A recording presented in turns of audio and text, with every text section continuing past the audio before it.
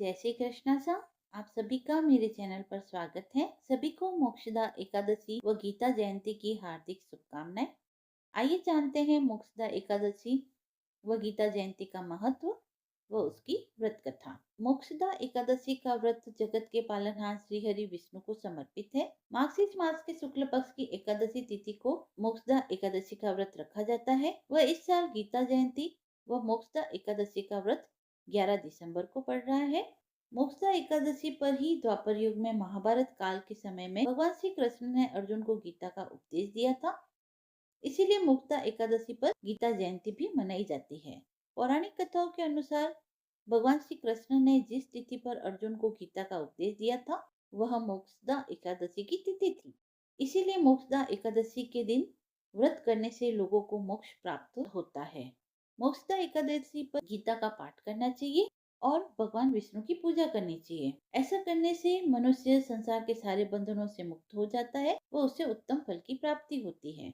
ऐसा भी कहा जाता है कि मोक्षदा एकादशी पर गीता का पाठ करने से स्वर्ग के रास्ते खुल जाते हैं। इस दिन जब भगवान कृष्ण ने अर्जुन को गीता का उपदेश दिया तो उसे सुनकर सारा संसार ज्ञान के प्रकाश से जगमगाने लगा। साथ ही इस दिन पूजा करने से पितरों को भी मुक्ति मिलती है। ऐसा कहा जाता है कि प्राचीन काल में गोकुल राज्य के राजा वैखानस ने अपने पिता को नरक से मुक्ति दिलाने के लिए मोक्षदा एकादशी का व्रत किया था और भगवान विष्णु की आराधना की थी। व्रत के प्रभाव से राजा के पिता को मुक्ति मिली। आइए अब सुनते हैं एकादशी की व्रत कथा।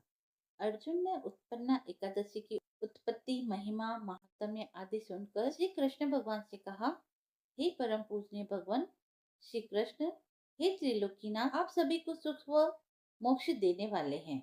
मैं आपको प्रणाम करता हूँ। हे प्रभु, आप कृपा करने वाले हैं।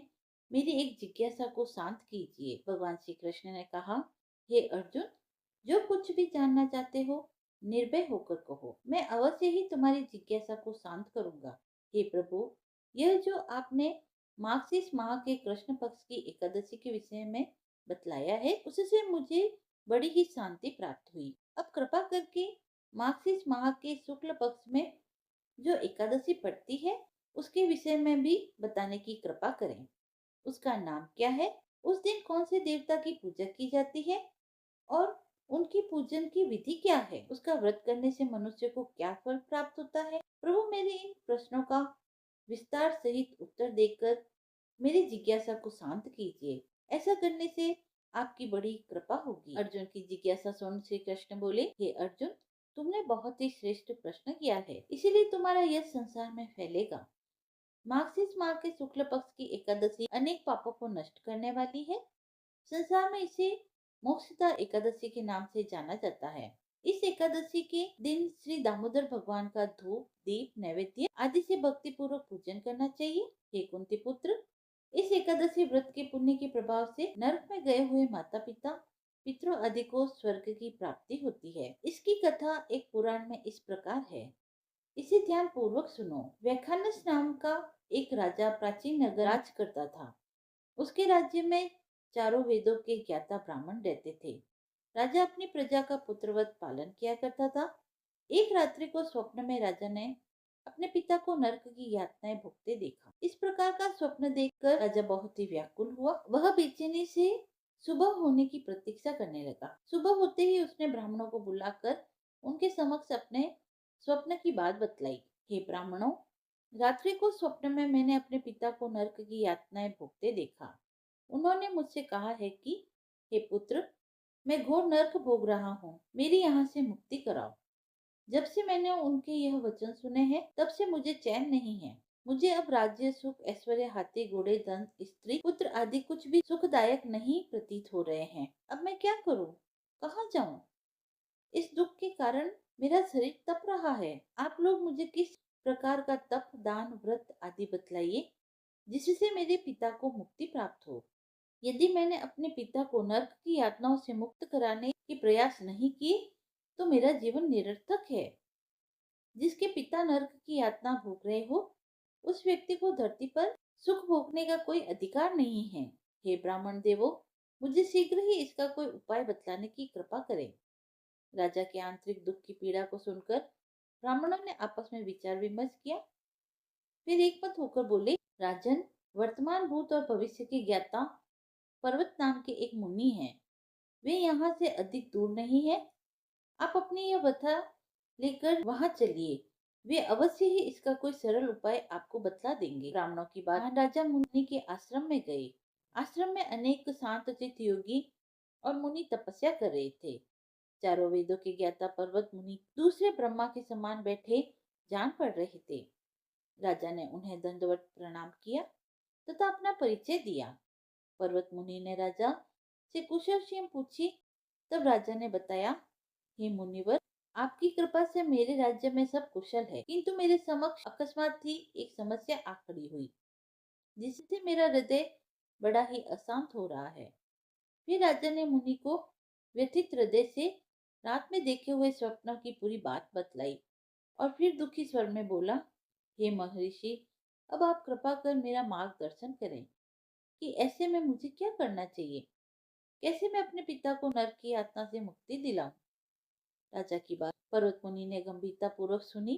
फिर नेत्र बंद कर भूत और भविष्य पर विचार करने लगे। कुछ देर गंभीरता पूर्वक चिंतन करने के बाद उन्होंने कहा, राजन, मैंने अपने योग बल के द्वारा तुम्हारे पिता के सभी कुकर्मों का ज्ञान प्राप्त कर लिया है। उन्होंने पूर्व जन्म में अपनी पत्नियों में भेदभाव किया था। अपनी बड़ी पत्नी के कहने में आकर उन्होंने अपनी दूसरी पत्नी को ऋतुदान मांगने पर नहीं दिया था। उसी पाप कर्म के फल से तुम्हारे पिता नरक में गए हैं। यह जानकर वैखानस ने याचना भरे स्वर में कहा, हे ऋषिवर, मेरे पिता के उद्धार का आप कोई उपाय बतलाने की कृपा करें। किस प्रकार वे इस पाप से मुक्त होंगे। इस पर पर्वत मुनि बोले, हे राजन, मार्गशीर्ष मास के शुक्ल पक्ष में जो एकादशी आती है उसे मोक्षदा एकादशी कहते हैं। यह मोक्ष प्रदान करने वाली है। आप इस मोक्षदा एकादशी का व्रत करें और उस व्रत के पुण्य को संकल्प करके अपने पिता को अर्पित कर दें। एकादशी के पुण्य के प्रभाव से अवश्य ही आपके पिता की मुक्ति होगी। पर्वत मुनि के वचनों को सुनकर राजा अपने राज्य को लौट आया और अपने परिवार सहित मोक्षदा एकादशी का विधि पूर्वक व्रत किया। इस व्रत के पुण्य को राजा ने अपने पिता को अर्पित कर दिया। इस पुण्य के प्रभाव से राजा के पिता को सहज ही मुक्ति मिल गई। स्वर्ग को प्रस्थान करते हुए राजा के पिता ने कहा, हे पुत्र, तेरा कल्याण हो। इतना कहकर राजा के पिता ने स्वर्ग को प्रस्थान किया। हे पांडुपुत्र, जो मनुष्य मार्गशीर्ष माह के शुक्ल पक्ष की एकादशी का उपवास करते हैं, उनके सभी पाप नष्ट हो जाते हैं और अंत में वे स्वर्ग लोक को प्राप्त करते हैं। इस उपवास से उत्तम और मोक्ष प्रदान करने वाला कोई भी दूसरा व्रत नहीं है। इस कथा को सुनने व पढ़ने से अनंत फल की प्राप्ति होती है। यह उपवास मोक्ष प्रदान करने वाला चिंतामणि के समान है, जिससे उपवास करने वाले की सभी मनोकामनाएं पूर्ण होती है।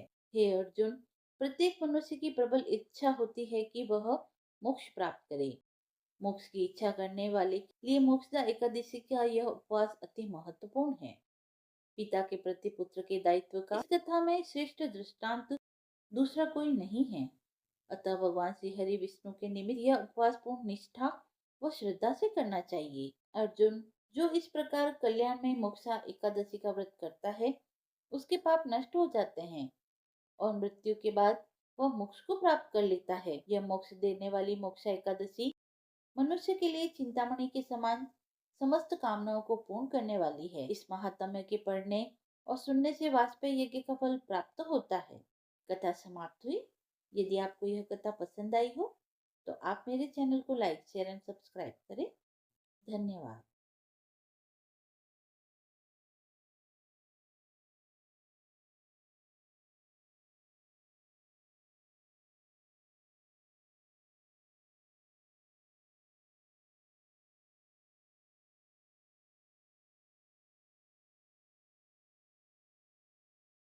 आइए अब सुनते हैं तुलसी माता की कथा। एक कन्या थी। जब वह थोड़ी बड़ी हुई और उसको समझ में आने लगा, तब से ही वह तुलसी माता जी की पूजन करती थी। उसके प्रतिदिन का नियम था कि तुलसी माता जी का पूजन करने के बाद ही वह खाना खाती थी। जब वह कन्या शादी के लायक हुई, तब उसके माता पिता ने उसकी शादी करवा दी। कन्या को उसके माता पिता ने दहेज में भी एक तुलसी का गमला दिया। ससुराल में वह प्रतिदिन सवेरे उठते ही पूजा करती, फिर उसके बाद ही खाना खाने बैठती थी।